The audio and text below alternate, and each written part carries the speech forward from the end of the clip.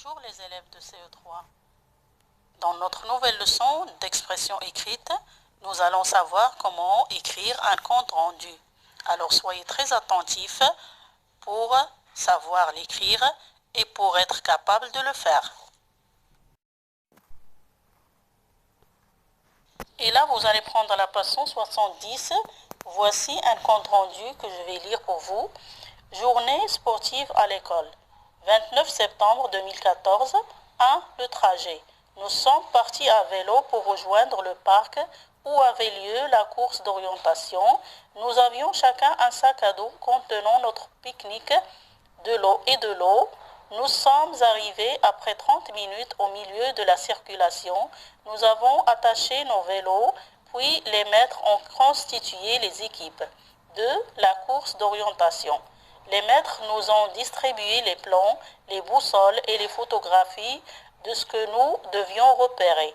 À mi-course, nous avons pique-niqué. À la fin de la course, nous avons fait vérifier notre travail par le juge. C'était long, mais nous avons découvert des endroits que nous ne connaissions pas. Nous sommes passés devant certains arbres sans même les voir. 3. Le retour. Après le goûter organisé par les maîtres, nous sommes retournés à l'école à vélo. Cette journée était vraiment bien, mais épuisante.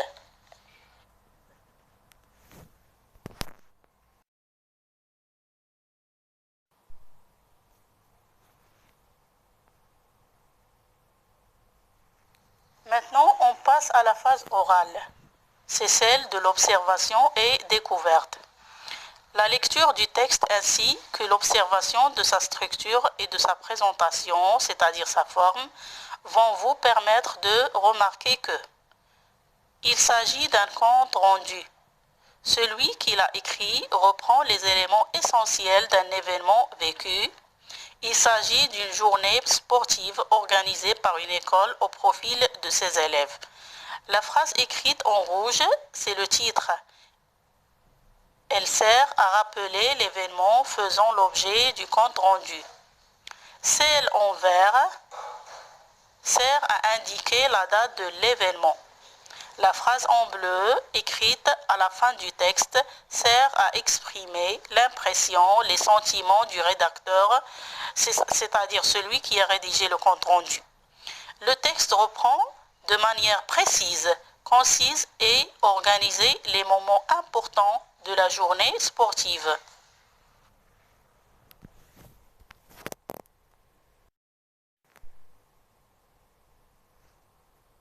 En guise de synthèse, il faut savoir que le compte rendu est un rapport établi autour d'un événement, d'une manifestation ou sortie scolaire, d'une expérience.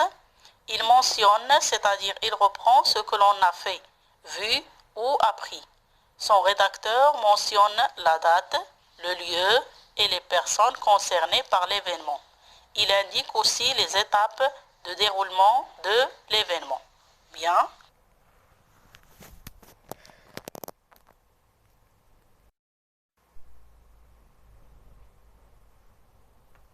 Passons maintenant à la phase écrite.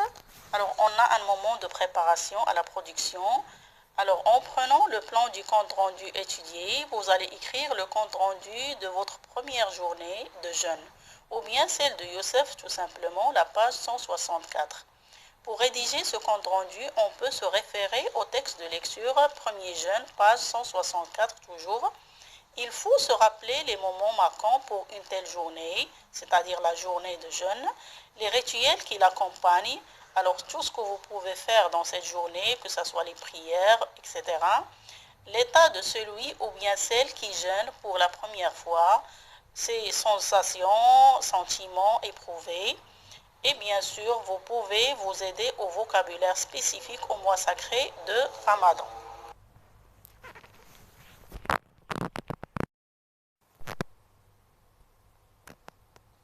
Et maintenant, on passe au moment de production. Alors, on rédige le compte rendu en reproduisant le plan de celui vu en phase d'observation, c'est-à-dire le compte rendu journée sportive à l'école.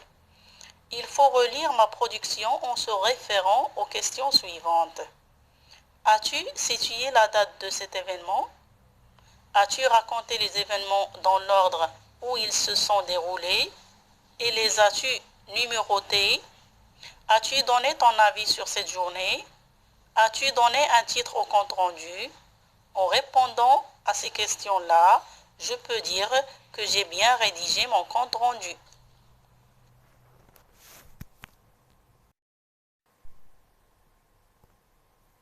Au revoir les enfants.